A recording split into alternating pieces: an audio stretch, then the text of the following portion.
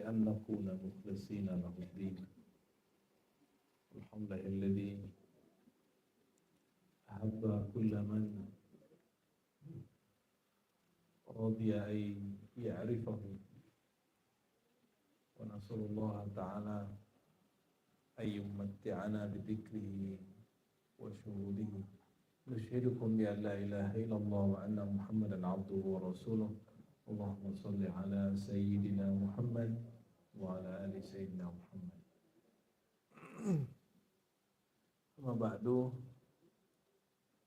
Bu Hajar Rosa yang kami hormati dan semua ibu-ibu yang masih segar ya.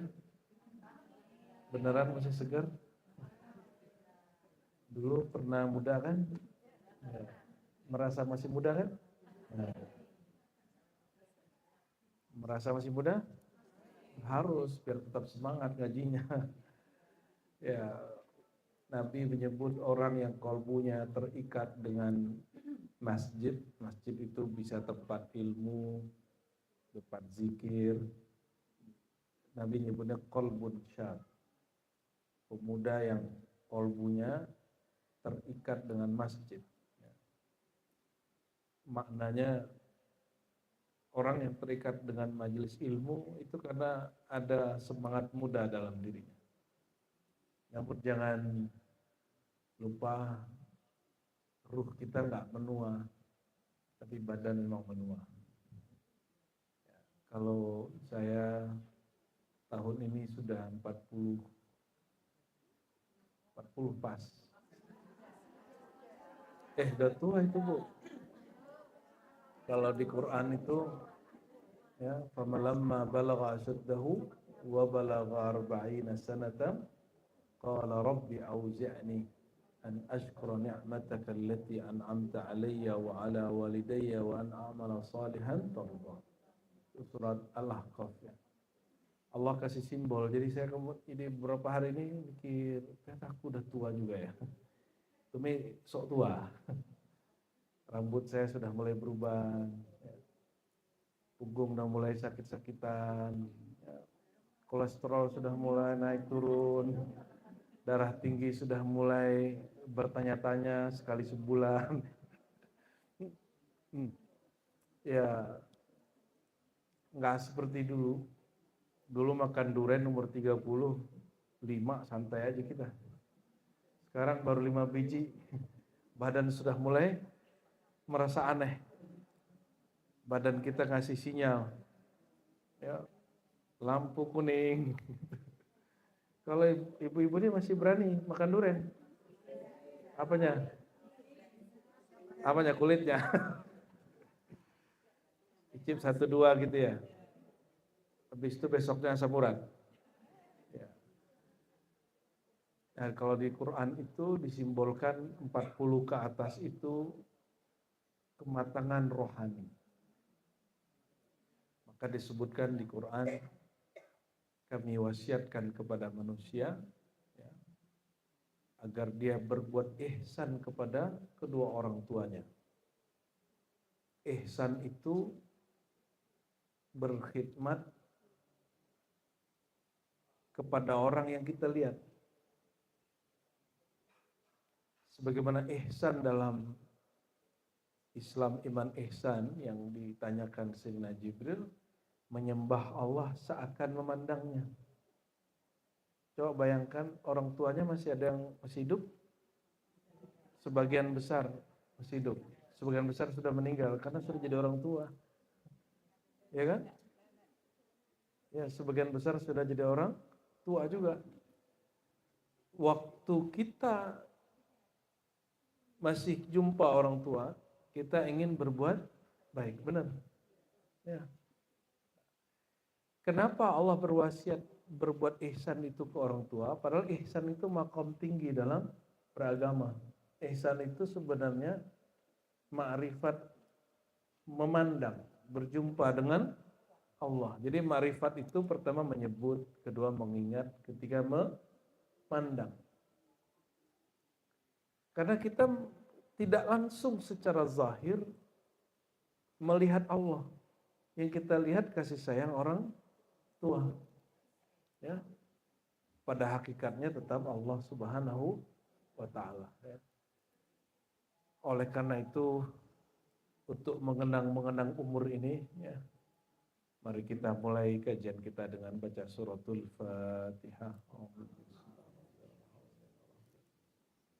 Ya, mustaqim. Suratul ladzina an'amta 'alaihim ghairil maghdubi 'alaihim waladdallin. Amin.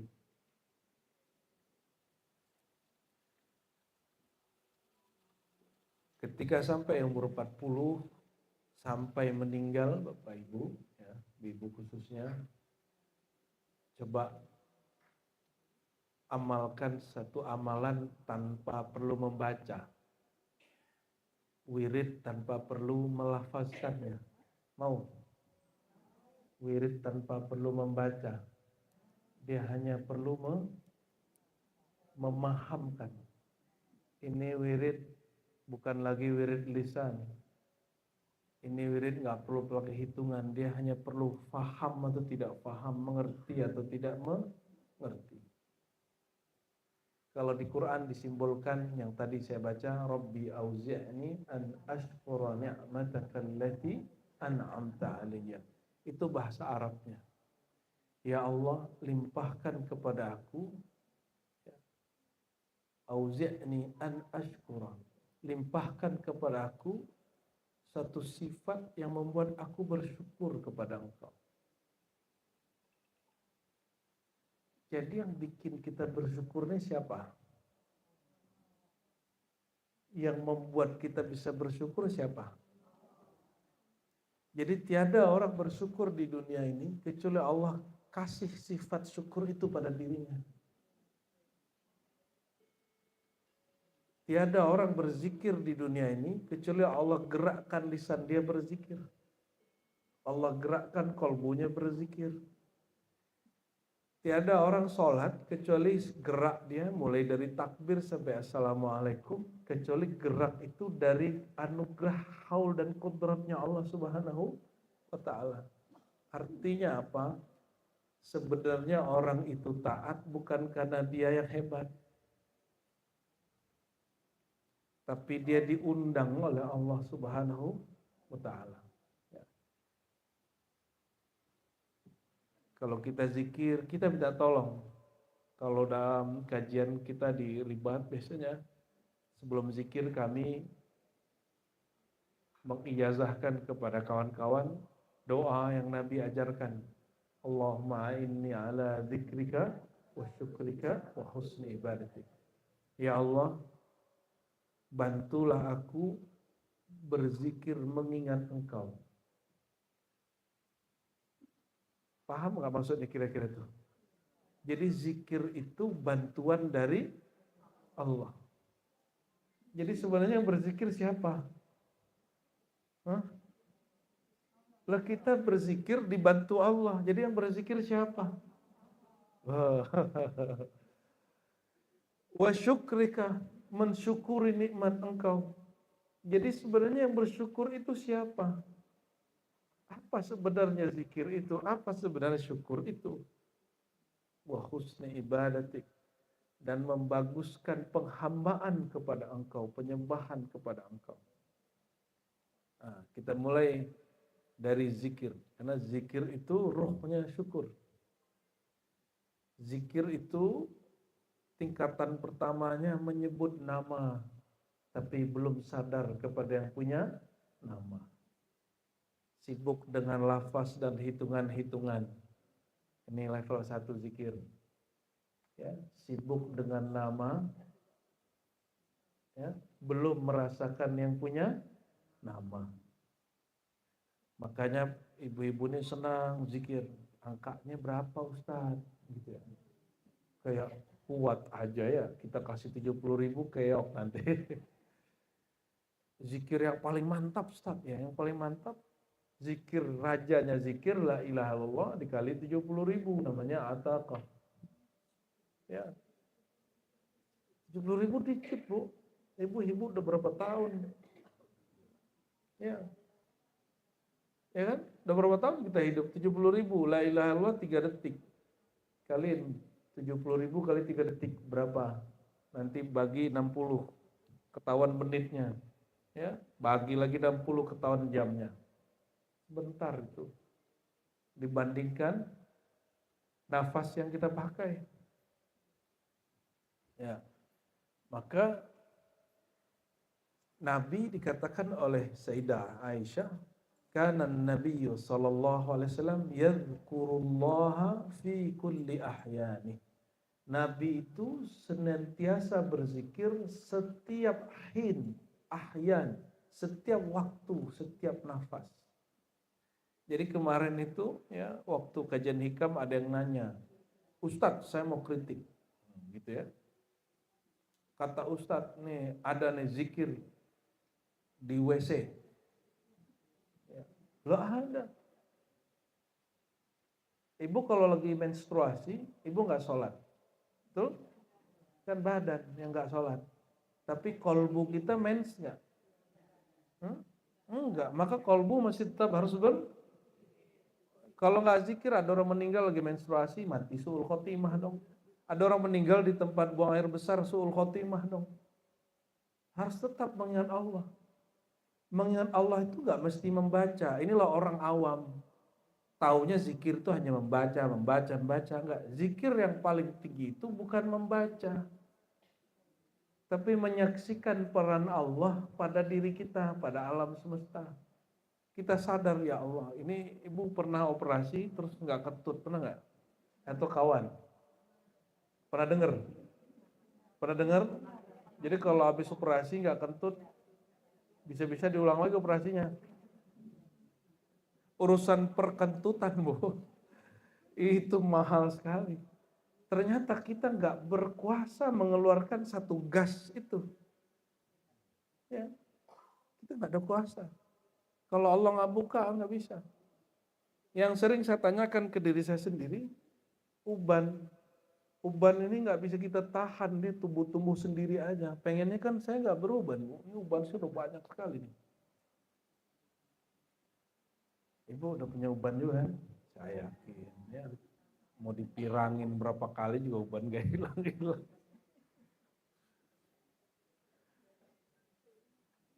Coba ciptakan rambut sendiri, bisa nggak? Ada yang sanggup? Maka Allah mengatakan, ya, aku yang ciptakan mereka, ya, dan apa yang mereka lakukan. Nah, inilah perbedaan ahlus sunnah dengan ajaran yang tidak ahlus sunnah. Kalau ahlus sunnah, kita ini yang berbuat, tapi yang menciptakan perbuatan kita, dan kita Allah Subhanahu. Jadi kita manusia melakukan satu perbuatan. Kita dan perbuatan, kita nggak pernah menciptakan perbuatan. Nah, berarti kan kita tidak pernah menciptakan perbuatan. Yang menciptakan perbuatan tetaplah Allah Subhanahu wa taala, ya. Jadi kebanyakan orang awam mengira zikir itu menyebut. Enggak, kalau zikir menyebut ada adabnya, ada tempatnya. Makruh di tempat buang air kecil. Jadi ketika kita sebut, jadi zikir dalam terjemahan saya beda dengan zikir dalam terjemahan orang nanya ini. Bagi dia zikir itu hanya menyebut subhanallah, subhanallah, subhanallah.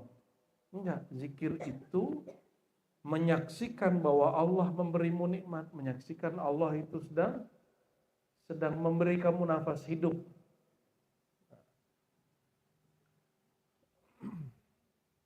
Dan kita menyaksikan kalau rambut kita yang urus Allah, ya. Badan kita yang urus Allah, ya.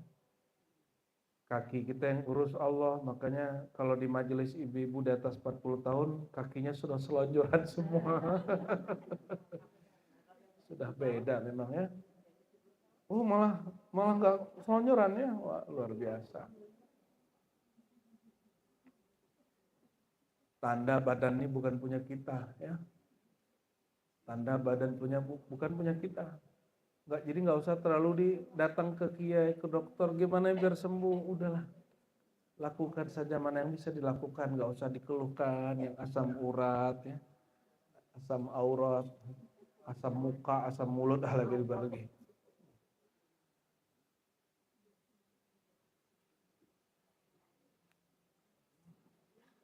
Itu zikir pertama ya. Zikir level 1 itu orang hanya mengenal sebutan, mengenal nama tapi tidak kenal yang punya nama. Rasulullah Shallallahu Alaihi Wasallam berzikir setiap saat. Berarti zikir apa itu? Tidak hanya zikir menyebut. Berarti ada zikir yang tidak menyebut, tapi zikir merasakan, memandang Allah Subhanahu wa Ta'ala. Ya zikir qalbu lah. Ya. Tapi karena orang nggak paham, dijadikan ini bahan olok-olokan nama mereka. Ya. Masa ada zikir di WC gitu ya? Sudah mati aja kamu di WC ntar ya. Kalau usah zikir mati di sono. Ya. Malaikat kan nggak mandang orang. Ada kawan saya ingetin, kamu jangan zikir setan. Ada zikir setan. Zikir setan itu mengaku-aku zat Allah. Zat ingsun, zat Allah. Sifat ingsun, sifat Allah. Mengerikan. Dia sudah menjadi Allah, dia sudah. Ya. Saya udah ingetin, bang, jangan zikir begini, ini zikir syaitan. Dia bilang, nggak bisa. Aku punya ilmu penunduk macan. Ini mantranya katanya. Ya sudah. Saya bilang, jangan. Dulu senior saya mati zindik, mati sul khotimah di WC. Kepalanya itu di tempat buang air besar itu. Nggak ditunggu dulu sama malaikat dia keluar. Kita berdoa semoga Allah husnul khatimah. Amin ya, di tempat yang baik ya. Nggak lama, nggak nyampe 3 bulan. Saya udah nggak mau lagi datang ke tempat. Padahal itu merebot musola. Ya, merebot musola, Bu. Yang sampai 3 bulan kita kaget dengar kabar. Jadi saya keluar dari kampus, ya tiba-tiba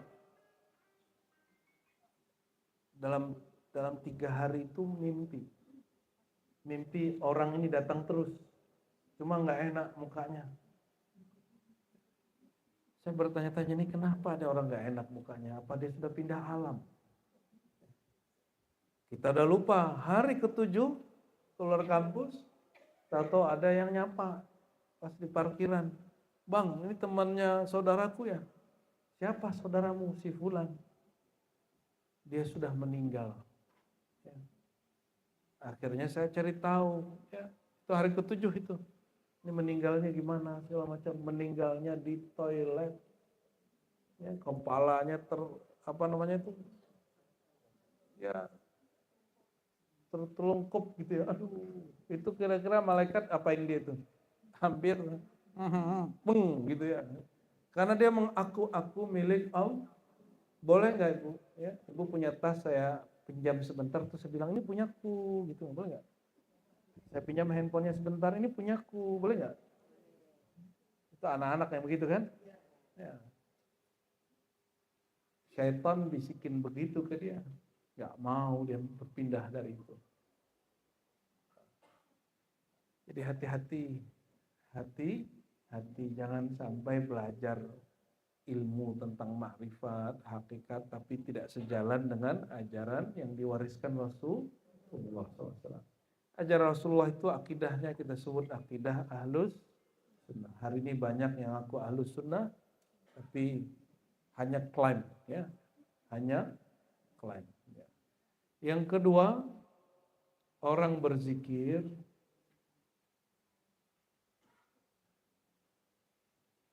dia mencari rasa. Nah, ini level kedua orang berzikir. Apa yang dicari? Rasa, ketenangan, kekosongan. Ini hampir semua orang kebatinan, apapun alirannya, bahkan non-muslim sama. Dia sampai di sini. Nyampai ketenangan jiwa, kekosongan hati, kekosongan pikiran.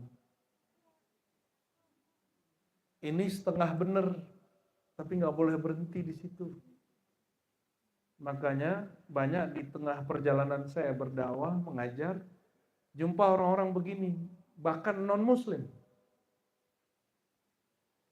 Ngobrol nyambung, tapi setengah nyambung. Kita ajak dia ngomong lanjutan, sudah bingung dia. Karena mereka hanya mencari rasa ketenangan. Mau cari-cari cahaya di kolbu. Merem-merem terus bayang-bayangin ada cahaya-cahaya muncul. Kalau di bahasa lamanya ada disebut cakra lah ya, cokro ya. Kalau di bahasa tarekat nur latifah, cahaya latifah, sama aja. Jangan dicari-cari itu. Ketenangan, ujung-ujungnya apa nanti? Muka syafah, penyingkapan alam gaib. Nah, maka mulailah tertarik ngecek isi kolbu orang, mulai tertarik ngecek ini rumah angker apa tidak. Apalah Ustaz begitu. Tugas kita bukan ngecek rumah angker apa enggak. Tugas kita bukan mau ngecek kolbu orang atau enggak. Ibu kalau pegel di ininya bu, nggak apa-apa, selanyuran aja. Saya maklumi bu. Ya asam urat. Oh kesepuhan. Kesepuhan. Nggak apa-apa.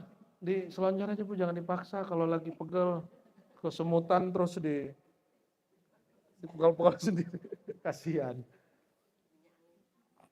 Ya. Nah ini hati-hati, banyak yang terjebak di sini ya. Baik para pencari pejalan rohani, pesuluk salik, murid dalam zikir-zikir tarekat, apalagi mistism ya, spiritualism ya, orang-orang yang mencari dunia kebatinan, terjebaknya di sini yang banyak. Ya, kalau ini terbagi dua juga, terbagi tiga ya. Pertama, dia suka dengan alam-alam sufliyah, alam-alam rendah. Suka ngecek-ngecek benda pusaka, keris, ngecek-ngecek ya. Ya, mohon maaf nih kalau yang punya ilmu ini, saya harus mengingatkan ya. Kalau ada kawan-kawan ya, sukanya nanti ngedetek benda pusaka, ya, dikira itu zikir, dikira itu tasawuf. Itu bukan tasawuf. Ya, itu bukan tarekat sufi. Itu bukan tasawuf ahlus sunnah wal jamaah.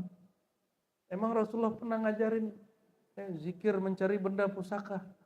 Kan nggak ada. Ya. Kalau kemampuan itu ada nggak apa-apa, tapi jangan disebut kemampuan itu sebagai ajaran tarekat. Ya. Saya nggak melarang orang begitu. Ilmu ini boleh nggak? Boleh bu, nggak syirik. Boleh. Netralin benda pusaka ada ilmunya. Benda-benda pusaka itu kan bikin dulu empu.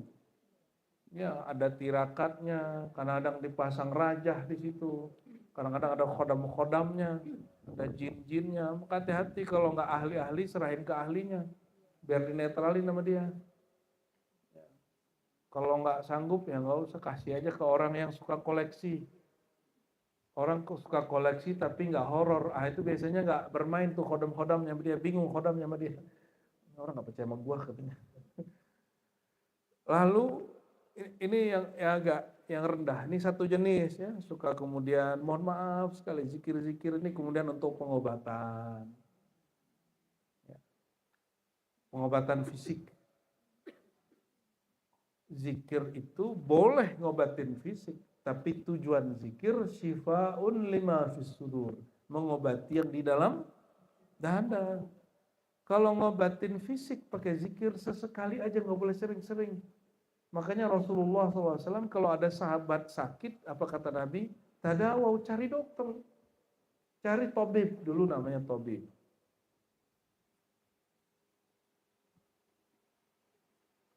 Sesekali aja beliau, ada sahabat Nabi ya, yang waktu perang betisnya kebelah sama tombak.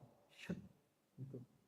Datang kepada Rasulullah, ya, Rasulullah hanya baca bismillah, ditiup, balik lagi. Tapi sesekali, nggak sering-sering. Seandainya Rasulullah SAW tidak melakukan ngambil sebab, beliau nggak perlu perang. Cukup simsalabim kun fayakun, selesai. Betul nggak? Nggak perlu beliau menggali parit. Cukup gini, begitu aja kan. Tapi beliau nggak begitu. Tetap 313 orang perang Uhud pegang senjata.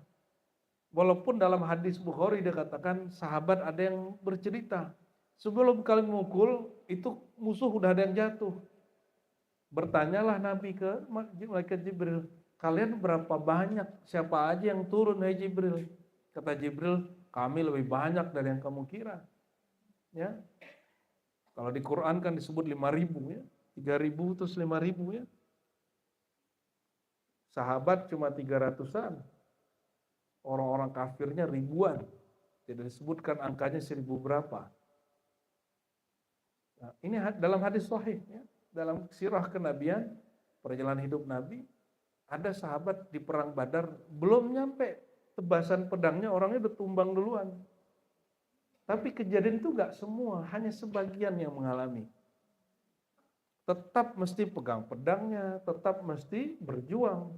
Artinya usaha kita itu yang penting. Adapun nanti ada fasilitas keramat, fasilitas maunah, bantuan-bantuan keajaiban Allah itu di luar prediksi kita semua.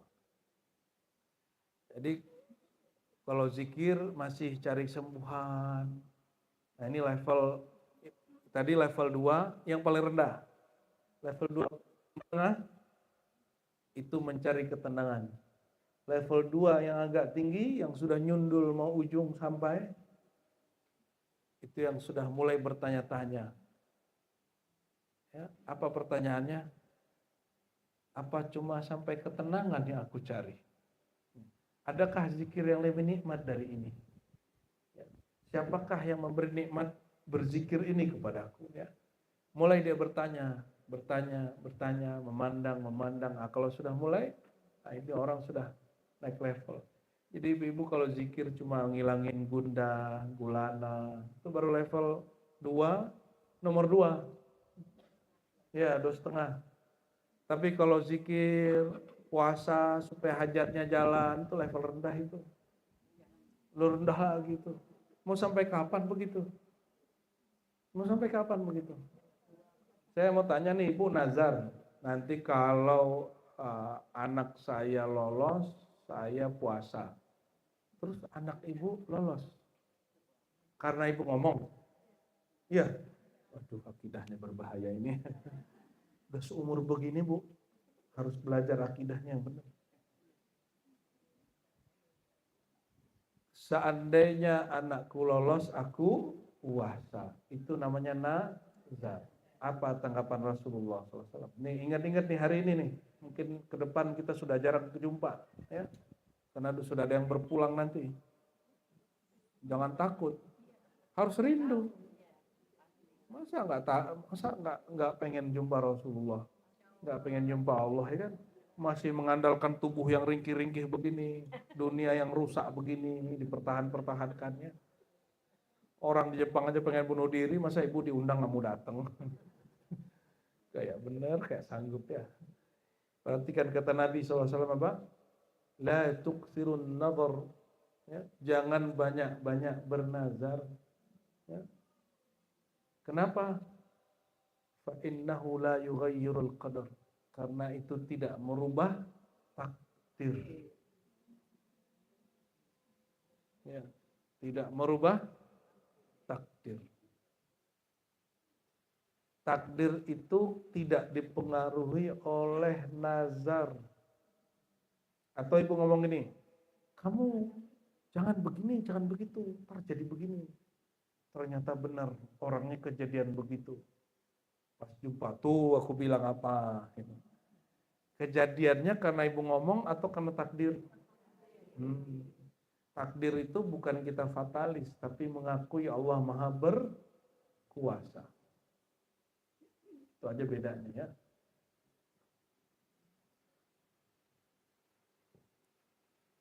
Saya doa, terus kabul. Pertanyaannya, kabulnya karena Ibu doa, atau karena emang jatah rezekinya? Betapa banyak doa-doa yang dilafazkan, kalau nggak kabulkan di sini, kalau kabulkan nanti. Maka nanti disebutkan di hadis Imam Tirmizi, orang di sorga itu nyesel kenapa doa dia dikabulkan di dunia. Coba doanya dikabulkan di akhirat. Nyesel dia. Hati-hati kalau doa makbul nanti istidraj.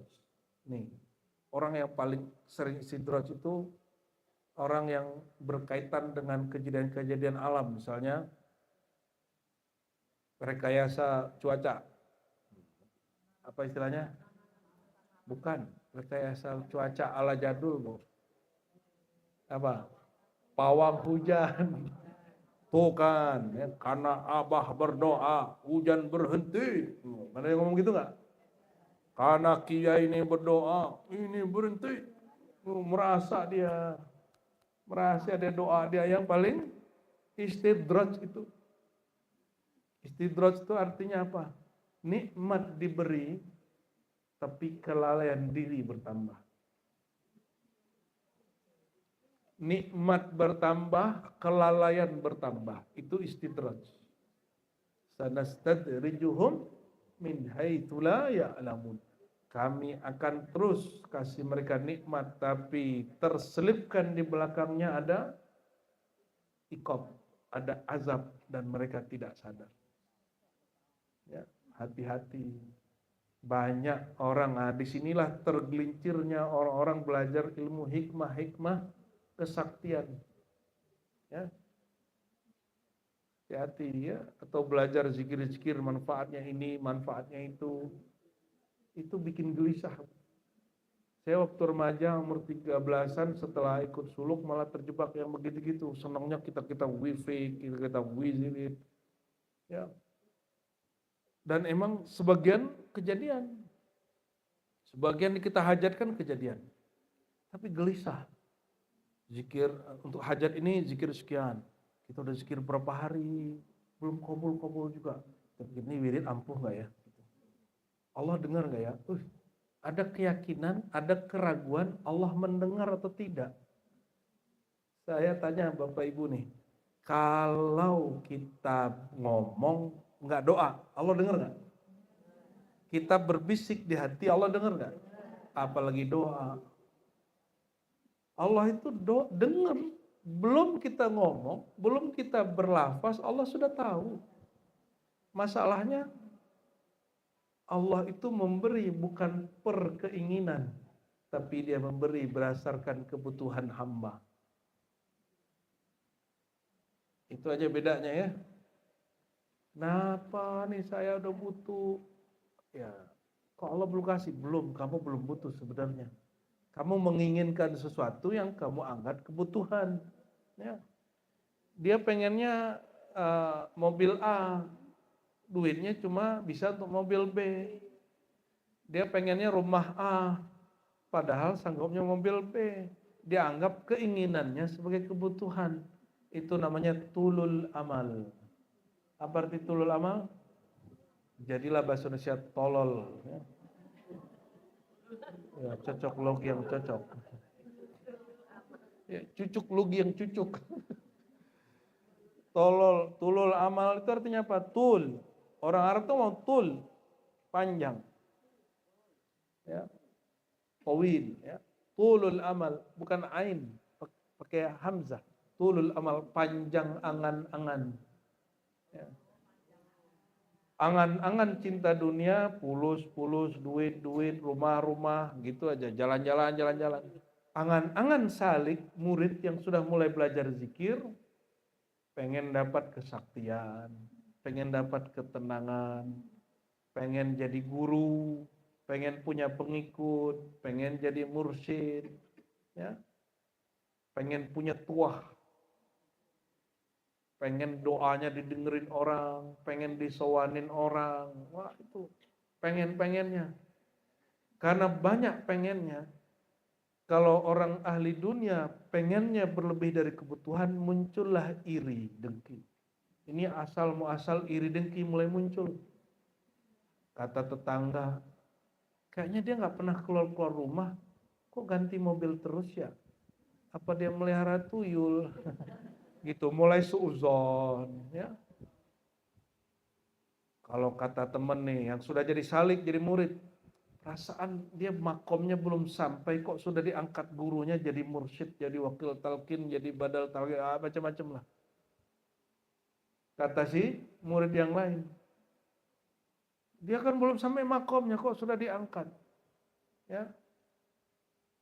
Ada yang nanya gitu sama saya di majelis tarekat. Saya tanya, lebih ngerti murid itu kamu apa gurunya? Ya guru dong Pak, kayak begitu. Ya.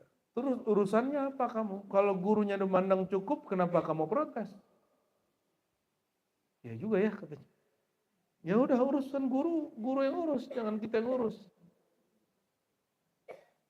Jadi kalau ada orang ngomong gini, kan dia belum nyampe makomnya kok sudah diangkat. Itu sama aja kita sedang melawan guru atau kita merasa lebih mengerti daripada guru. Ya, hati-hati itu ya. Kalau ada lagi murid ya, teman kalau zikir katanya sudah pindah-pindah alam. Kalau zikir udah ngeliat cahaya, udah langit kemana gitu ya. Ya, kayaknya zikirnya nggak bekerja di aku. Padahal bukan itu tujuan berzikir.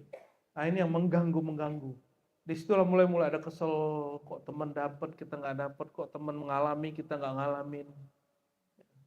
Kalau yang tadi kok teman dapat ijazah, aku nggak dapat ijazah zikir gitu ya. Mau naik kelas nggak? Ya nggak mau, nggak mau. Siapa yang nggak mau? Mau naik kelas? Jangan lagi zikir karena ada hajat duniawi atau hajat immateri roh batinnya yang tadi ya sakti ketenangan pengen makom. Nah, mau yang naik lagi? Mau bener? Serius? Ingatlah Allah karena Allah layak diingat.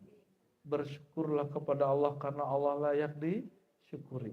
Pujilah Allah karena Allah layak dipuji. Selayak apa? Saya malam tadi berkunjung ke ada kenalannya Gus Hadi ini, tapi orang Jawa ya inilah istilahnya kearifan lokal lah ya. Islam tapi ada budaya-budayanya gitu ya. Ya, ada budaya bukan Nusantara bukan. Tapi bukan kejawen yang Ibu bayangkan itu enggak. Ini Islam deh Islam. Tapi ada kearifan lokal ya. Ya.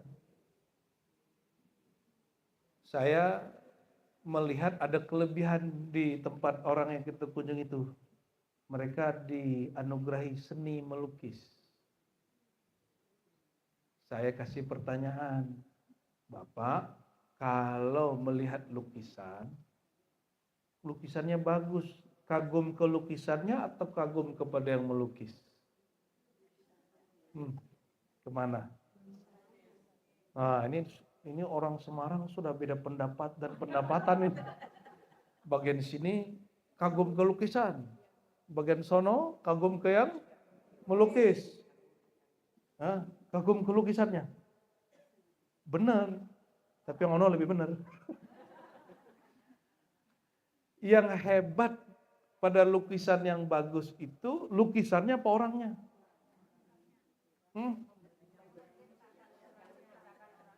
Enggak, kita nggak ngomong pencipta dulu. Ibu cepat amat zikirnya nih. Ini berhasil berarti deh. Ya, kayak handphone nih. Berapa banyak orang melihat handphone yang canggih terus membayangkan siapa yang sehebat ini bisa bikin smartphone gitu. Gitu maksudnya. Nah, kagum ke smartphone-nya atau kagum ke yang bikinnya. Ya. Orang kita ini kan lucu, anti barat, tapi handphonenya iPhone, anti Cina, handphonenya semuanya made in China. Dan dia lupa DNA dia ternyata ada Cina-Cinanya berapa persen. Ini kan. Indonesia ini kan negara tempat melintas. Semua DNA lewat sini. Orang Arab lewat sini. Orang Cina lewat sini. Orang ya orang Jepang lewat sini, orang Amerika lewat sini semua. Jadi di Indonesia ini kita nggak boleh benci suku apapun. Kalau dicek, ada Indianya 30%, ada Cinanya 30%, selebihnya abu-abu. Ada semua, kita nih lengkap nih kalau dia dari sini. Oh, yang ngomong-ngomong anti Cina kemarin, nah dia ada darah Cinanya, ngomong anti Arab, ada darah Arabnya. Kita ini diciptakan Allah beragam wajah ini, Allah ingin kasih tahu, aku ini maha kreatif. Ya, Allah ini maha, maka disebutkan di salah satu nama Allah Khalaq. Khalaq itu maha kreatif. Ada Khalik, ada Khal. Kalau Khalik pencipta, kalau Khalaq maha kreatif dalam mencipta. Yang sering kita kasih pertanyaan ke ibu-ibu yang pernah punya anak. Pernah gak melukis wajah anaknya? Kan hidung ibu gak terlalu mancuk kayak orang Arab nih. Tarik-tarik aja hidungnya dikit gitu, bisa gak? Gak bisa toh? Matanya mungkin sipit-sipit dikit, pengen bikin gede-gede kayak orang Arab gitu kan? Kan gak bisa. Kita gak punya kemampuan untuk melukis wajah anak. Lalu siapa yang melukis wajah anak kita? Nah itulah Allah Subhanahu. Nah, ibu-ibu ini kan insya Allah cantik lah menurut suaminya masing-masing.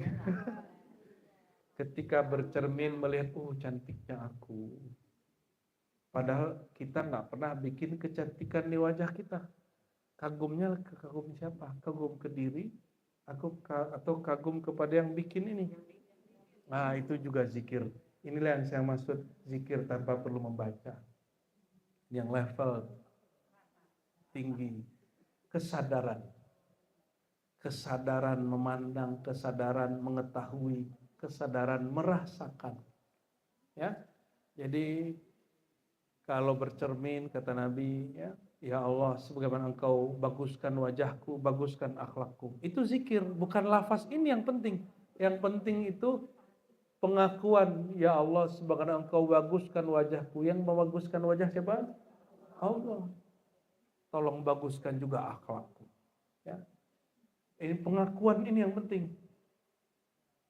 Pengakuan kalau kita zikir, kita selesai zikir katakan, ya Allah terima kasih. Nah ini penutup zikir yang jarang diajarkan orang, di ribat pun saya belum ajarkannya. Alhamdulillahilladzi hadana lihadza wa ma kunna linahtadiya laula an hadana Allah. Kalau terjemahan bebasnya, ya Allah terima kasih, kalau bukan karena Engkau kami tidak mungkin berzikir. Ya Allah terima kasih, kalau bukan karena gerak Engkau kami tidak mungkin ruku dan sujud. Ya Allah kalau bukan karena Engkau, rezeki dari Engkau juga kami tidak mungkin bersedekah. Ya Allah kalau bukan karena Engkau nggak mungkin kami berangkat haji dan umrah. Ya. Kita mau sedekah. Apa kata Allah? Itu rezeki yang aku bagi ke kamu, bagi-bagilah ke orang fuqara masakin. Bagi-bagi kepada hambaku. Bahasa Allahnya apa? Rezeki yang kami bagi. Berarti ini rezeki punya siapa? Namun Allah bikinlah cara kita ngambilnya, ada yang lewat usaha, ada yang kita pernah dikasih orang. Ibu dari awal lahir sampai umur berapa baru mencari rezeki sendiri? Atau nggak pernah? Atau tamat kuliah langsung diambil orang? Ya, berarti yang menikah setelah kuliah langsung dia tidak pernah mengalami menjemput rezeki yang susah itu. Berarti makom ibu makom tajrid namanya. Apa arti tajrid? Rezeki mengejarmu. Anak kecil baru lahir, dia perlu bekerja nggak? Mak ibunya, bapaknya nganter rezeki. Anak kecil cukup, ya, maknya langsung, itu air susunya langsung keluar, bener nggak? Ya. Asinya langsung netes, denger anak nangis doang. Bagi yang nggak netes, sudah langsung kemudian bikinin susu. Anak itu cuma ngomong, bayangkan ya, Allah itu lebih sensitif daripada ibu. lebih penyayang dari ibu baru punya anak kecil, bayi. Kalau ada hamba nangis begitu, pasti Allah langsung kasih. Berarti doa kita belum tahu cara nangisnya. Ya, kita ini belum menunjukkan kelucu-lucuan kita di hadapan Allah. Ya, kita itu nyebelin di hadapan Allah. Nah, inilah yang saya maksud tadi, zikir kesadaran. Zikir kesadaran itu sadar bahwa Allah ini yang menggerakkan. Kalau sudah sampai pada paham ini, angka-angka itu hanya conditioning. Angka-angka itu hanya disiplin waktu. Jadi nggak perlu sebenarnya angka-angka itu menjadi berhala sendiri. Namun tinggi apapun makom baginda Rasulullah SAW, beliau tetap mengajarkan zikir itu ada adadi, ada yang bighairi adad. Ada yang zikir dengan angka, ada yang tanpa berangka. Ada zikir makani yang tempat, ada zikir yang tanpa menunjukkan tempat. Ya. Contoh Nabi itu ba'da sholat kadang zikir 10, kadang zikir 33. Setiap hari istighfar 100 kali. Berarti Nabi zikir dengan angka? Zikir dengan angka. Ya. Namun kata Sayyidah Aisyah, Nabi berzikir ada zikirnya yang kelipatan. Ketika beliau pulang waktu duha ke rumah istrinya Juwairiyah dan Sofiyah, itu mereka masih zikir dari ba'da subuh sampai waktu duha. Apa kata Nabi? Maukah kamu aku tunjukkan yang lebih canggih dari itu? Kamu baca ini setara dengan semua yang kamu baca. Itu zikir bukan lafaznya yang penting, pahamnya di situ. Subhanallah wa bihamdihi adada khalqi. Ya Allah, aku pahamkan Engkau maha suci sebanyak makhlukmu. Wa midada kalimati, sebanyak kalimahmu. Ya. Wa zinata arsy, seberat arasmu. Ini belum selesai, paling ujung terakhir. Wa ridha nafsi, semau-maunya Engkau, seridha-ridhanya Engkau ya Allah. Engkau maha suci, maha hebat. Itulah puncak kesadaran. Bukan sibuk di lafaz yang dihafal, sibuknya di paham yang dibaca. Jadi mohon maaf ya, saya ingin ibu-ibu ini jangan lagi zikir dengan angka-angka saja. Jangan lagi sibuk menghafal dan membaca hambar. Mulailah memaknai yang dibaca. Ya, memaknai itu bisa lewat terjemahan, bisa lewat mengingat guru, mengajarkan apa, ya. Mau? Nah, coba ikutin ya.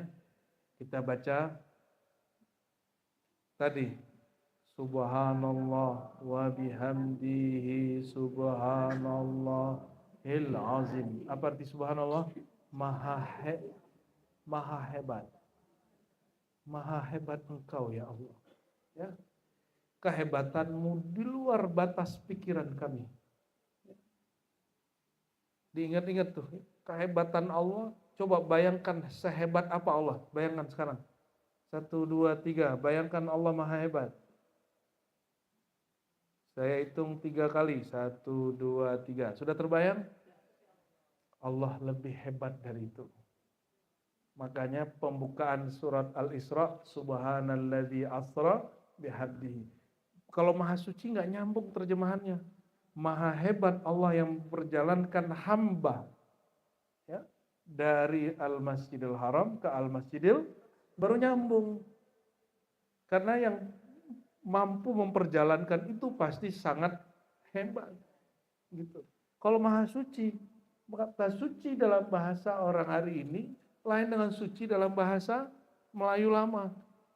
Suci hari ini apa, Bu? Bersih. Tuh, benar, nggak connect. Jadi ada beberapa revisi terjemahan yang harus kita sampaikan ya. Semoga tim-tim penerjemah ini mereka mulai sadar bahwa mereka akan menerjemah sesuai dengan masa. Nah itu, maha hebat Engkau ya Allah, maha terpuji Engkau ya Allah. Ini boleh diingat ya makna ini. Maha hebat Engkau ya Allah, maha terpuji Engkau ya Allah. Engkau maha hebat, lebih hebat daripada yang kami bayangkan. Engkau maha terpuji, lebih terpuji daripada yang kami ungkapkan. Terus ini makna pertama. Nanti karena ada rekamannya silakan diputar lagi ya. Terus makna kedua, ada khalqihi. Ya Allah, maha hebat engkau ya Allah, maha suci engkau, maha terpuji engkau ya Allah, sebanyak bilangan makhlukmu. Baik makhluk di bumi, malaikat-malaikat, arwah-arwah, ataupun makhluk di langit, ataupun di bumi, ataupun di belahan tempat manapun yang kita tahu ataupun yang kita tidak tahu. Jangankan di langit, di bumi aja kita nggak tahu semua makhluk ada berapa. Tahu jumlah manusia utuhnya berapa? Ya, yang terdata berapa statistik? 8 miliar, yakin. Jumlah jin berapa? Jumlah setan berapa? Jumlah malaikat berapa? Setan sama jin lain, Bu ya. Setan itu beneran setan. Setan itu dia ada zatnya juga. Yang kalau dia masuk ke jin, jin jadi nakal. Masuk ke manusia, manusia jadi nakal. Jadi dia bisa mengalir di darahnya jin, darahnya manusia. Darahnya ini ungkapan aja ya, darah jin. Ya. Tanyanya sama jin darah dia gimana. Ini ungkapan aja. Darah itu kalau di kita yang mengalir di pembuluh darah kita ya, di badan kita ini. Semut, berapa jumlah banyak semut? Nggak usah jauh-jauh, udah ke badan aja. Mulai dari ujung rambut, ubun-ubun sampai ujung kaki. Ada berapa sel, Ibu tahu? Sampai hari ini belum ada pengetahuan yang dapat mengungkapkan berapa sel, berapa partikel semuanya. Maka disebutlah badan ini, insan ini, tubuh zahirnya adalah alam minor. Miniatur alam. Kita ini miniatur. Ini daging ibarat tanah, maka tumbuh semua di situ. Maka hati-hati makannya jangan sembarangan, biar nggak macam-macam yang tumbuh, biar nggak tumbuh tumor ya, apa cancer, ya, apalah itu ya. Kalau kelebihan kan dia harus mengeluarkan sesuatu. Ya. Saya kemarin muncul apa di sini nih, ya, yang daging-daging tumbuh itu, sakitnya bukan main. Oh, kayaknya harus ada yang dikurangi makannya. Kan dia harus dibuang kan? Apalagi ibu-ibu ini takut mengamalkan sunnah bekam ya, atau enggak donor darah kan, jadi banyak yang mubazir di badan dia.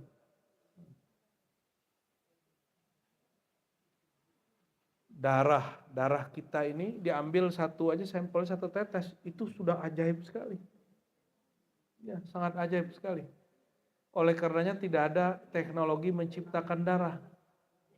Yang ada donor darah. Betul? Hubungan ruh nyawa kita dengan darah sebagaimana hubungan Allah dengan aras. Allah tidak duduk di aras, tapi Allah punya hubungan dengan aras, hubungan kasih sayang kepada aras.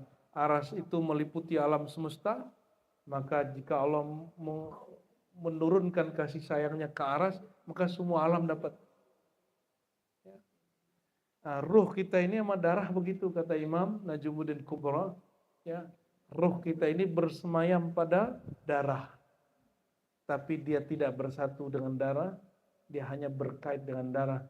Kaitan itu rahasia Allah Subhanahu wa taala. Oleh karenanya kalau orang meninggal darahnya masih jalan enggak? Masih ngalir? Tiba-tiba beku.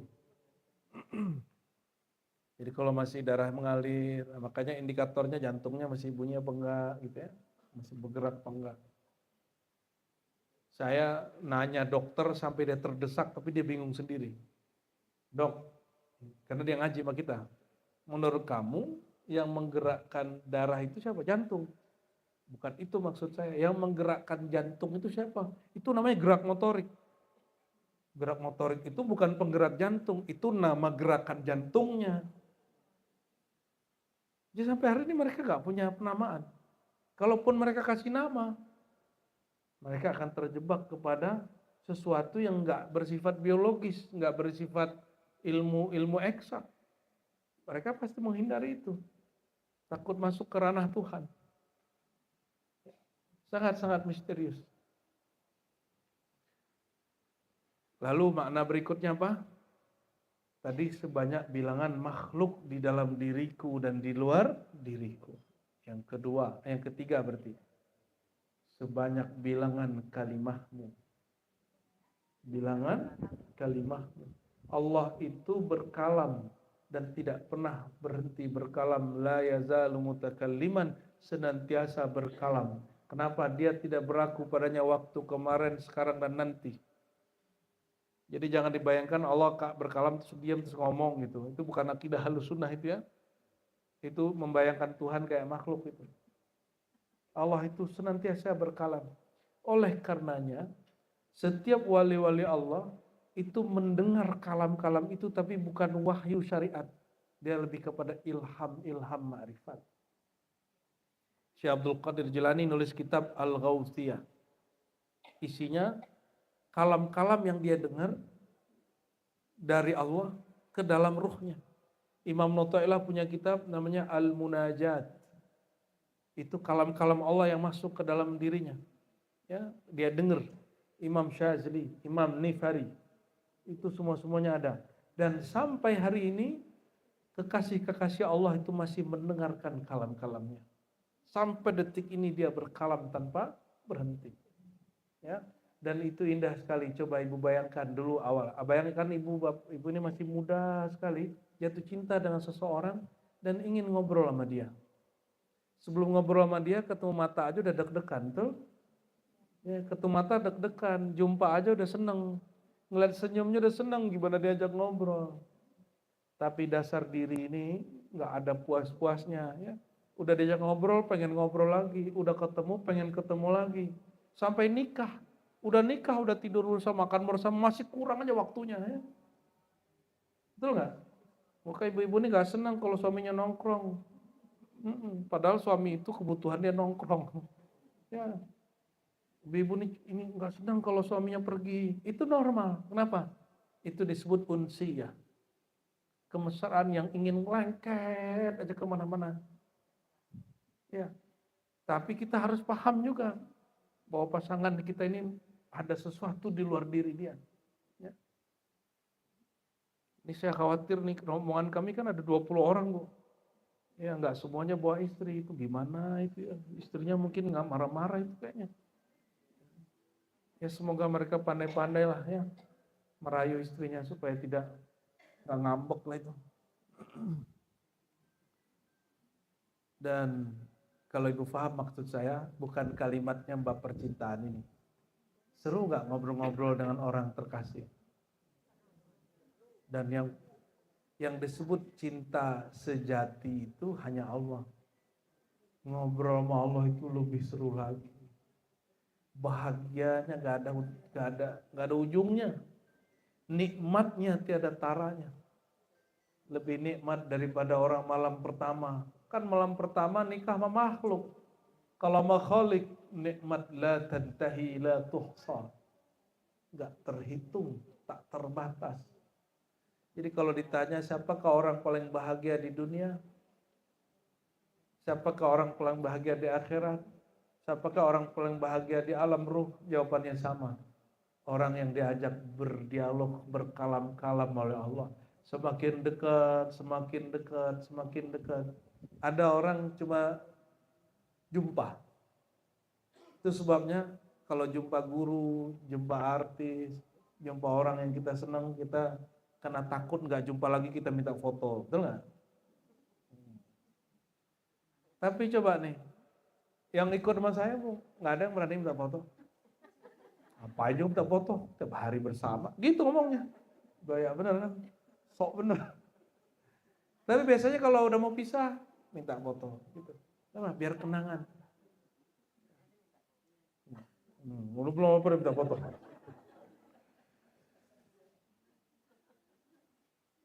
Orang-orang yang cinta kasih itu gak perlu dia pamer-pamer. Kenapa? Dia sudah punya rahasia dengan kekasihnya. Itu sebabnya ya, rahasia cintanya Allah itu kepada hamba. Si hamba ini pasti sanggup menahannya. Kalau luber keluar, jadi masalah. seperti Al-Hallaj. Al-Hallaj, Sesi Jenar, Dato' Abulung di Banjar, ya. Hamzah Fansuri di Aceh. Kan jadi masalah. Kalau orang paham bab ini orang nggak akan masalahin. Cuma kan nggak semua orang juga ahli zikir, mursyid, tarekat sampai di makom itu. Atau ada yang sampai melewati makom itu dan melihat ini berbahaya. Mesti dibereskan. Kalimat makna berikut ya, makna berikut. Wazinata arsy. Ya Allah, maha hebat engkau, seberat arasmu. Aras itu meliputi alam semesta. Dan Allah menciptakan aras, disebutkan di hadis Darimi, 2000 tahun setelah menciptakan nur. Ya. Setelah Allah ciptakannya, ada di riwayat yang lain juga ada yang memperkuatnya. Allah turunkan Hamim, ya, Nun, ya, Toha, sebelum 2000 tahun sebelum aras dicipta. Nah ini dalil ulama kita.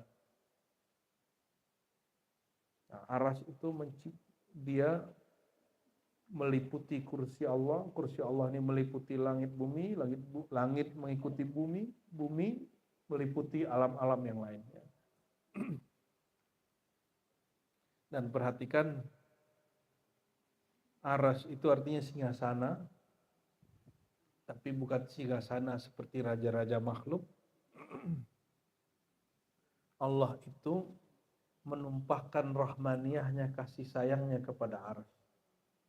Maka Allah mengurus alam ini dengan rahmaniyah. Apa arti rahmaniyah? Kasih sayang. Kalau ingin rumah tangga kita selesai, urus dengan kasih sayang, jangan dengan emosi. Kalau mau tahu kerjaan kita beres, urus dengan kasih sayang. Mau majelis kita beres, jangan emosi, jangan merasa paling berjasa, dengan kasih sayang. Kalau kawan kita nggak bisa hadir, kata, oh mungkin dia lagi sibuk. Udah diamanahin jadi panitia ini, panitia ternyata nggak datang, sudah biarin, mungkin dia lagi ada masalah yang kita nggak paham. Langsung ada teman yang ngambil alih gitu. Kenapa? Majelis ini kan urusannya adalah pengorbanan. Siapa yang sanggup punya waktu. Jangan ngomel tuh kalau ngurusin majelis. Syanu tuh giliran lagi ada acara aja hilang. Oh, jangan gitu. Langsung kita ambil alih. Cepat. Seperti ginjal itu punya kelebihan. Ginjal itu dia kalau rusak satu bagian berikut langsung maju. Enggak, langsung maju, Bu. Langsung menggantikan. Maka sebagian orang kalau kena ginjal dia nggak tahu, nggak berasa. Kenapa? Ada mekanisme autopilot di dalamnya. Berkorban sampai hayat kita berakhir. Begitu ya. Saya berharap ya, saudara-saudara saya diribat begitu semua. Ya, begitu juga di majelis ini ya. Jadi ibu-ibu kurangi ngomel-ngomel, ngeluh-ngeluh ya. Wajah-wajah ngomelnya masih kelihatan soalnya. Kan kita jadi lupa berzikir kalau ibu begitu. Mending merem kan. Ya. Ar-Rahman 'alal arsistawa. Allah meratakan Rahman Rahimnya kepada arsy. Allah meratakan kasih sayangnya kepada arsy. Gak usah debat ala anak-anak Ahlussunnah muda-muda. Allah itu di atas apa di bawah, duduk apa enggak. Itu debat-debat, gak usah didebatin tuh orang-orang yang sono aja lah yang debat ya. Kita ini sekarang PR-nya merasakan Allah yang Rahman dan Rahim. Nah, terakhir di ujung kalimat makna ini adalah waridha nafsi. Ya Allah, Engkau maha hebat, maha terpuji, maha segala-galanya. Seridha-ridhamu, semau-maumu, sesuka-sukamu. Kalau Allah ridhonya ada batas nggak? Maunya ada ujungnya nggak? Nggak ada. Inilah puncak. Kapan kita sampai ke situ? Kalau kita juga sudah ridho ke Allah. Udah ridho belum kepada Allah? Tutuplah zikir ini dengan baca raditu billahi robba. Ya. Tunggu dulu, maknai dulu. Ini kan generasi hafalan semua ini. Raditu billah. Ya Allah, aku ridho, aku terima apapun mau Engkau. Sudah terima belum? Kalau belum, tidak akan pernah bahagia. Ya, saya umur 13 atau belas. Kalau sanawiyah kelas 3 itu umur berapa ya? Masuk SD umur 6 tahun. Berarti kelas 3 SMP 15. 13 paling 15. 14 ya. 14 lah. Itu saya pertama nulis risalah. Ya. Risalah judulnya risalah, kalau bahasa Arabnya al-itminan fil qulub, ketenangan di dalam hati. Ternyata masing-masing orang ketenangannya bertingkat-tingkat. Dan ketenangan paling tinggi kalau orang habiskan ketenangan dia kepada ridhonya Allah. Ya Allah, kalau Engkau ridho aku gelisah, aku ridho aku gelisah. Gitu, kira-kira gitu Bu. Kalau Engkau ridho aku sehat, aku ridho. Kalau Engkau ridho aku tenang, aku tenang. Kalau Engkau ridho aku, apapun aku ridho. Maka ridho itu disebut radiyah, mengalah menerima diri, baru mampu mardiyah, menerima sekitar diri, menerima kemauan Allah Subhanahu. Nah, sudah terima diri belum?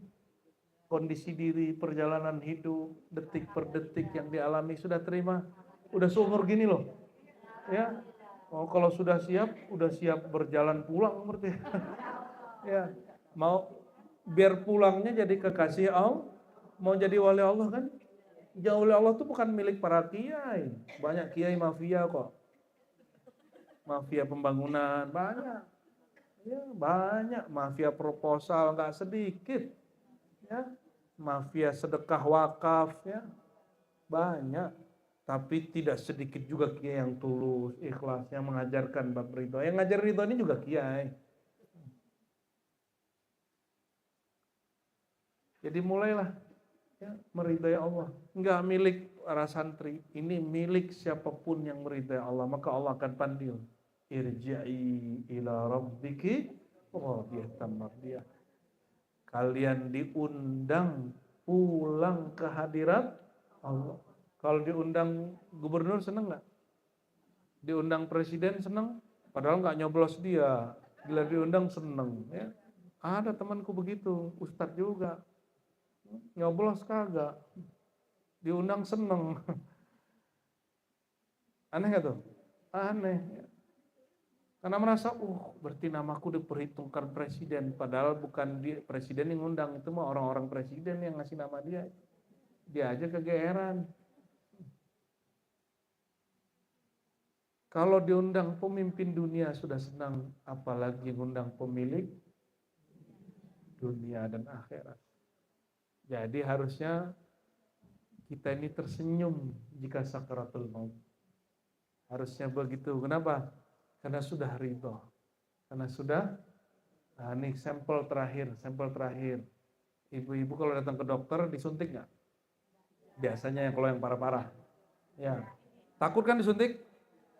Kalau saya takut disuntik. Saya takut disuntik. Ibu-ibu takut dibekam? Enggak juga. Takut dibeleh enggak? Ya, awal-awal disuntik takut apa enggak? Takut. Kan sekarang karena sudah langganan sama dokter jadi udah enggak takut. Awal-awal ketemu dokter takut enggak disuntik? Tapi kalau sudah percaya sama dokternya, kita serahin enggak? Nah, percaya enggak sama Allah? Mungkin enggak Allah mencelakakan kita? Udah serahin hidupnya. Ini satu. Yang kedua, kalau sekarang ibu-ibu kan udah percaya, tambah ridho. Wah, dokternya bagus nih. Aku seneng. Nah, ridho itu berarti seneng, puas. Jadi kalau dokter bilang, lipat bajunya, lipat. Ambil napas, buang. Set, dah ada hilang. Nggak ada berasa. Padahal sakit. Karena sudah ridho. Paham maksudnya? Ya, jadi ridho itu miftahus sa'adah bal ruhuha. Ridho itu kunci kebahagiaan bahkan ruhnya. Mulailah ridho kepada Allah dengan cara ridholah dengan apa yang terjadi pada diri. Ya, semoga bermanfaat. Ya, ini zikir tanpa perlu menyebut, sebenarnya cukup dalam paham cukup. Tapi zikir yang paling afdol, paham dipakai, lisan digerakkan. Ya, gak usah bacanya banyak-banyak, 3 kali diulang-ulang. Itu sudah setara dengan kata Nabi, zikir ribuan kali. Juwairiyah zikir kira-kira antara 2000 sampai 4000 subhanallah bihamdi azim, itu setara dengan berfaham ini. Nah, inilah seninya para anbiya dan aulia, mereka tahu zikir kelipatan. Makanya ada Sidi Ahmad Tijani mengatakan sholawat Al-Fatih setara dengan 6000 sholawat ini gitu. Ada lagi misalnya Al-Busiri mengatakan sholawat ini lebih afdal dari sholawat ini 70.000 kali. Nah itu seni makrifat, ya. Seni dalam bermakrifat. Ya sudah, pukul berapa ini? 11:30. 10 di India. Ya, ya cukup apa? Ada pertanyaan? Hah? Ada, monggo. Ya, silakan. Assalamualaikum warahmatullahi wabarakatuh.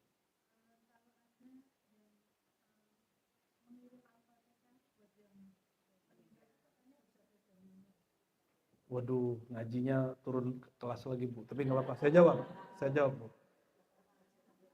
Ngirim Fatihah nyampe nggak ke orang mati gitu ya?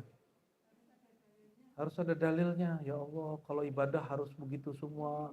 Ibu harus jadi ulama semua nanti. Ya, yang mengerti dalil itu ulama. Ibu mau saya kasih dalil berapa banyak? Nah, ibu kasih tahu ke orangnya yang bertanya, kamu cari kitab Ar-Ruh Ibnu Qayyim, nanti di situ ada sekitar 29 dalil yang disebutkan Ibnu Qayyim tentang amalan orang hidup, baik itu Fatihah, mau Al-Baqarah, mau Al-Quran, mau zikir, sampai ke orang mati. Ya. Kalau ada kawan kita meninggal, ibu baca doa nggak? Waktu sholat jenazah, takbir ketiga doanya apa?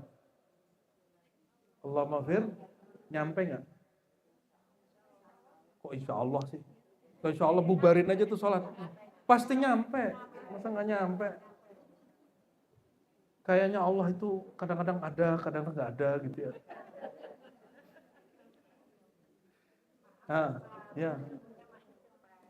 Ya, harus mulai. Ibu kalau ngaji dalil capek ibu, udah ketinggalan. Ibu harus mulai ngaji kolbu ya. Jadi kalau ada debat-debat, ini salah, ini bid'ah, ibu kurang-kurangin ngaji begitu. Nanti ibu akan kesel sendiri. Hatinya kesel, ngeliatin orang kesel, ngeliatin orang nanti marah, nyalahin orang. Itu kan saya umur 13 tahun, Bu. Habis saya suluk malah saya dapat ajaran begitu. Dan pengaruhnya 6 tahun saya begitu. Nyalahin orang, nyalahin ini, dalilnya mana, dalil mana. Jadi mumet, dan saya punya buku waktu S1, semester pertama saya nulis buku ratusan halaman, judulnya Mana Dalilnya. Itu semua dalil yang saya ingkari ketemu semua. Termasuk kirim Fatihah, zikir jahar, tidak jahar, tawasul, tidak tawasul, ketemu semua. Zikir tidak ngumpul-ngumpul zikir, pakai sina, ketemu dalil semua. Jadi saya berhenti mulai itu semester 1. Tapi 2013 diajak lagi sama kawan. Diskusi begitu, dakwahnya dakwah bertengkarlah kita mau Wahabi itu ya. Tapi saya sudah meninggalin itu. Untuk apa tekar-tekar? Kita mau mengenal Allah kok malah bertengkar ya. Kalau ibu lihat kajian-kajian saya sebelum tahun 2020 itu masih begitu, Bu. Ya, masih senangnya tuh berantem sesama muslim untuk merasa paling benar. Ya, merasa paling benar aja. Gitu. Ya. Fatihah itu amalan orang hidup sampai ke orang mati. Jawabannya apa tadi? Ibu nggak usah ngasih dalil, kasih kitab. Kamu cari kitab Ar-Ruh, sudah ada terjemahannya. Ya. disebutkan sekitar 29 dalil, kata Ibnu Qayyim dalilnya lebih banyak dari ini, tapi aku sebutkan 29 saja. Ya, bahwa orang yang mati mendapat manfaat dari amal orang yang hidup. Bahkan Ibnu Qayyim tuh bahas sampai begini, Bu. Ibu baca Fatihah nih, atau ibu meninggal saya bacain Fatihah. Al-Fatihah gitu ya. Ya, tapi habis itu saya sebutin 3 nama. Apa kata Ibnu Qayyim? Ulama berbeda pendapat. Apakah Fatihahnya pahalanya dibagi 3? Gitu. Sampai begitu bahasannya. Ya, Ibnu Qayyim ini siapa? Imam parkar pembid'ah yang suka bid'ah-bid'ahin orang. Tapi dia di akhir hayatnya berubah. Dia cenderung kepada tasawuf dan dia menulis kitab-kitab yang menguatkan ajaran tasawuf itu sendiri. Ya, ditulis lebih dari 10 kitab isinya tasawuf semua. Nah, kitab Ar-Ruh bukan kitab tasawuf, itu kitab tentang perdalilan. Dalilnya berapa tadi, Bu? Saya nggak usah kasih dalil satu, pulang-pulang juga pasti lupa. Kasih judul kitabnya aja, Ar-Ruh. Kitab apa? Ar-Ruh, ya. Masa dari awal hijrah sampai sekarang pertanyaannya nggak naik-naik ya? Harus naik, Ibu. Gimana caranya supaya sholat itu nikmat? Nah gitu, harusnya besok. Gimana rasanya Fatihah itu supaya kalau baca Fatihah terasa Allah itu hadir. Saya baca hadis Ustadz, kalau orang baca Alhamdulillahirobbilalamin, Allah menjawab, hambaku memujiku. Bagaimana cara merasakan itu? Itu harusnya pertanyaan ibu seumur ini. Ya. Kalau yang nanya tadi biar orang-orang seumur-umur ini aja nih. Tuh mah mereka udah gak ada nanya begitu, Bu. Karena dia ketemu saya dari 2013. Tanya begitu udah lewat. Tapi ibu gak usah khawatir, ini pendewasaan rohani ya. Gak apa-apa. Ada lagi pertanyaan? Cukup? Kayaknya ibu takut kalau nanya nanti saya gituin. Ya, monggo.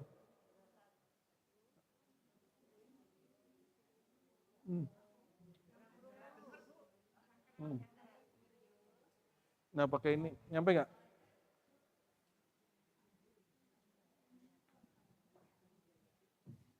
Ya, saya tahu dia sekitar tahun 2018. Terima kasih. Yang kebetulan waktu itu saya sedikit, saya lagi banyak masalah, tiba-tiba malam saya menemukan channel Akhir ini yang melalui ada kajian. Saya mengikuti terus sampai malam itu kan karena malam di tengah 11 itu datang.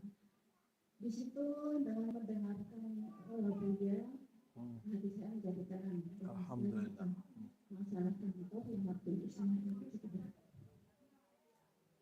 Pertanyaannya, apakah dengan saya mendengarkan dia waktu itu nanti saya menjadi tenang? Berarti zikir saya masih. Di kalimat apa yang ibu tenang? Saat itu saya mendengar juga ya sampai saya amalkan sampai saat ini ya dia itu dia mengajarkan untuk sholat sallallahu alaihi Muhammad sallallahu alaihi Muhammad itu sampai intonasinya saya apa yang saya jalankan sampai sekarang. Kemudian itu yang pertama yang saya tanya, apakah dengan saya mendengarkan dia saya menjadi tenang? Berarti posisi level zikir saya hanya masih dengan dia masih serendah level berapa itu. Satu, yang kedua, ketika masih berkaitan dengan masalah itu, saya memperbanyak dengan tahajud. Tapi ketika tahajud saya sudah tidak bisa berdoa. Apa yang saya minta saya mengatakan Tuhan terserah. Tapi saya kayak dalam menghadap emosi. Iya. Baik.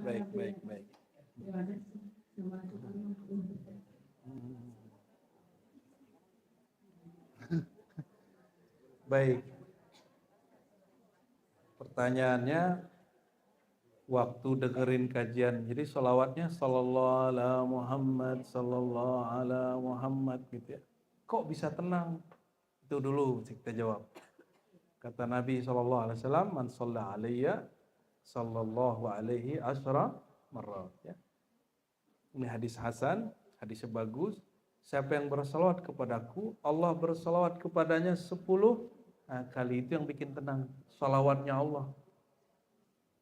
Coba ibu perhatikan, ibu kalau salawat bacanya apa?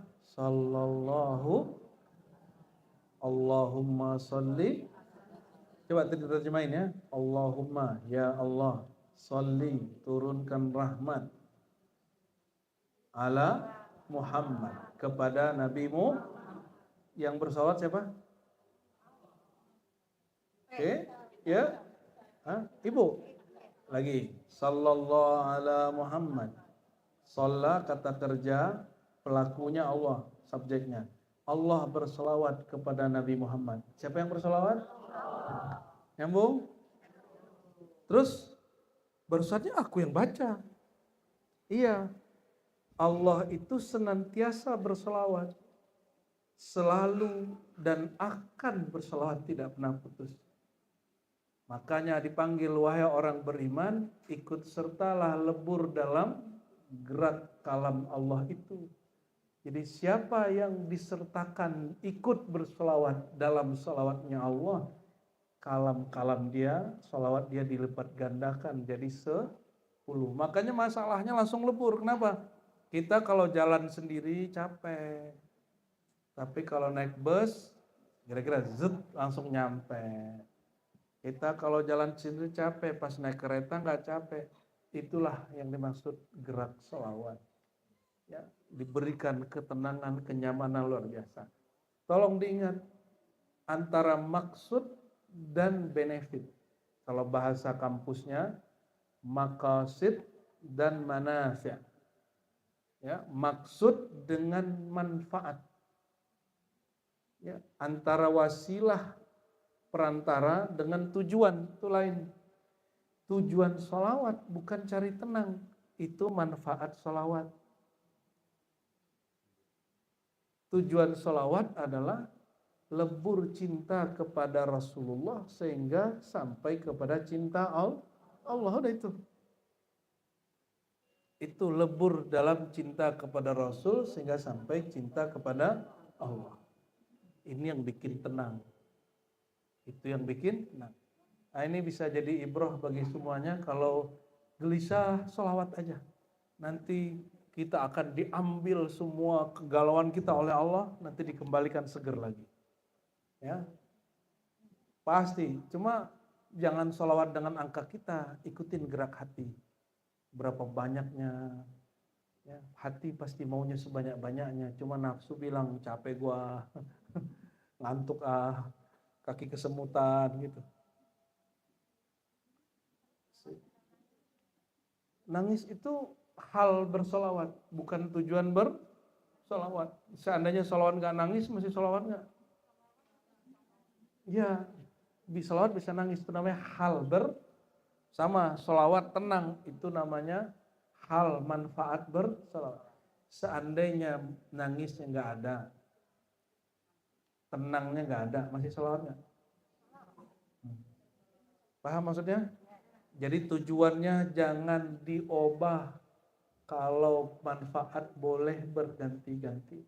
Hari ini salawat ada nangisnya, besok salawat ada tenangnya, besok salawat kok kayak jumpa Rasulullah, besok salawat kok nggak ngelihat apa-apa, kok nggak rasa apa-apa, masih salawat nggak? Nah itu. Kepatuhan itu yang disebut wa husni ibadatik, penghambaan yang sebagus-bagusnya kepada Allah, kepatuhan tanpa syarat.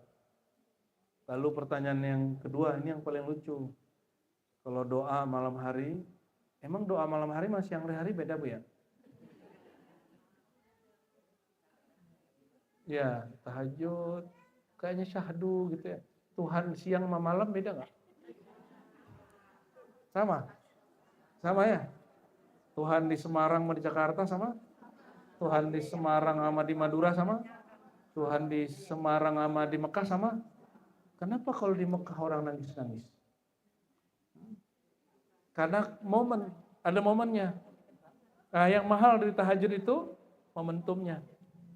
Saatnya itu yang mahal. Tuhannya sama. Ya. Terus mengatakan apa tadi? Ya Allah terserah. Tapi ada emosional, meletup-letup gitu ya. Berarti kita pernah senasib ya. Saya juga pernah dulu begitu ya. Terserah engkau itu sama dengan raditu billah. Bedanya raditu billah ini ada dua pangkatnya. Pangkat pertama, ya Allah, aku ridho kepadamu, tapi kayak kesel, kayak emosi. Yaudahlah, terserah kau lah. Ya, itu namanya ridho, tapi menyisakan ego. Kalau bahasa tasawufnya menyisakan nafsiyah. Ya. Kalau dalam bahasa psikologinya masih ada egonya, egonya masih main. Ya, ego ini kan bahasa psikologi. Ya, nafsiyah bahasa tasawufi dia juga harus naik, lebur Bu. Egonya harus lebur dalam egonya Tuhan. Jadi nggak ada kesel lagi. Diurai, caranya diurai gimana? Ya Allah, aku pasrahkan diriku dalam kehendak-Mu. Aku pasrahkan mauku dalam maumu. Aku pasrahkan semuanya dalam keridhaan-Mu. Harus dilafazkan. Karena puncak ma'rifat dia mesti ada kalamnya. Itu sebabnya Nabi tertinggi, Nabi termulia, Nabi Muhammad. Karena beliau diturunkan kalam yang paling tinggi. Yaitu Al-Quran. Tidak cukup paham. Mesti ada kalam yang indah. Ya. Nabi Muhammad itu betapa rindunya ke Allah tapi nggak pernah mengatakan ana Allah, aku Allah. Beliau ungkapkan aku hanyalah hamba. Ya, kalam ini yang dipertanggungjawabkan nanti. Ya.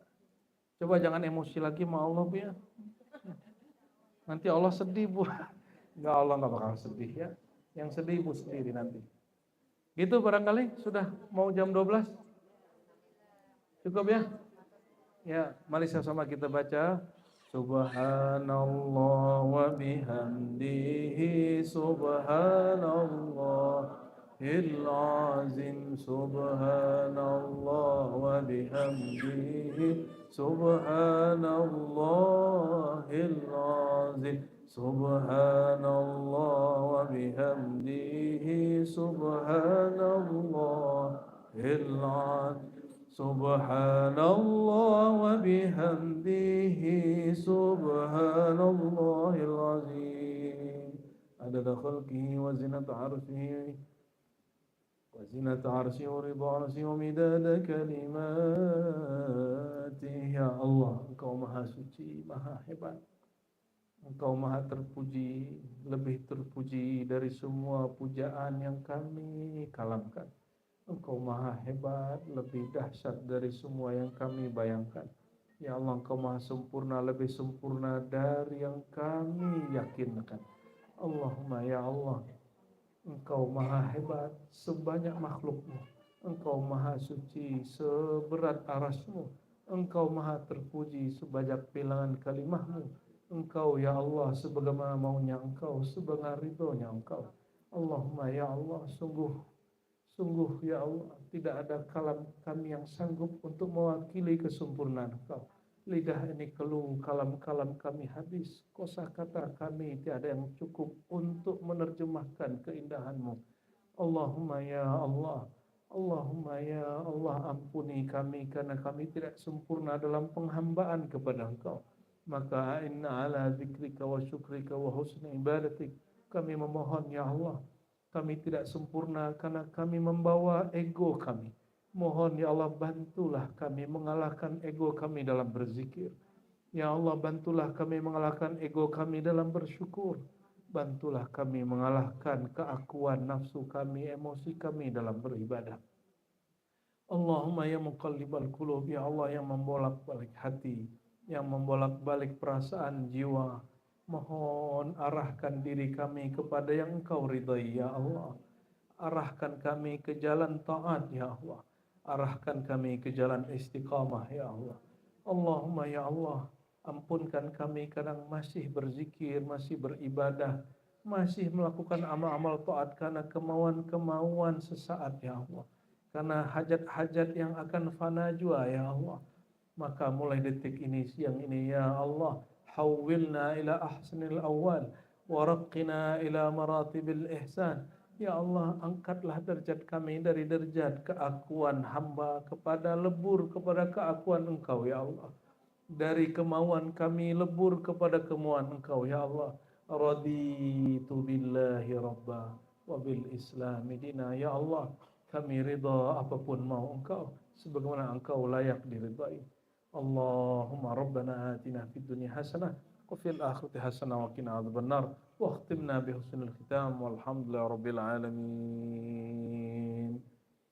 صلى الله على محمد صلى الله عليه وسلم. صلى الله على محمد صلى الله alaihi wasallam. Yang semangat dulu.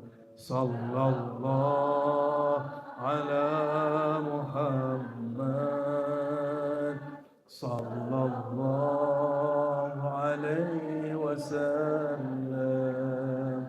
Sallallahu ala Muhammad sallallahu وسلم. يا نبي سلام عليك يا حبيب سلام عليك يا حبيب سلام عليك صلوات الله عليك صلوات الله عليك. الفاتحة.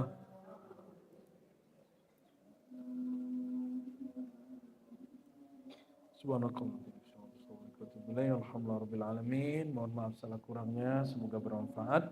Mohon maaf kalau ada kalam tidak berkenan. Assalamualaikum warahmatullahi wabarakatuh.